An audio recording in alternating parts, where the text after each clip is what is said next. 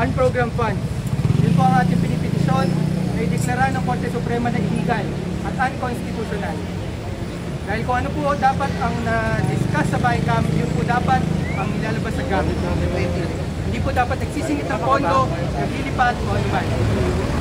Kaya ito po ay silent protest para pakita po ang pagbubutal sa buhay ng mamamayan ng ganitong klaseng mga gawain at katiwalian sa ating gobyerno at pamahalaan.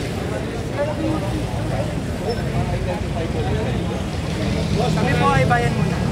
Pangalan, sir? Ilan po muna. Kami po ay bayan muna. Okay po. Sabi ni bayan muna.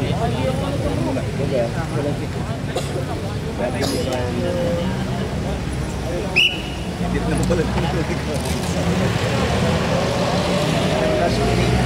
Ayaw niya magbigay lang din.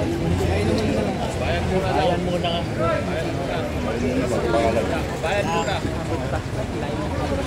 Mamaya po, kasama po ang bayan muna at ang aming first nominee at dating congressman na si Mary Paul Minares kasama sa oral argument sa Korte Suprema para po iparinig ang ating mga nilalaman sa petisyon.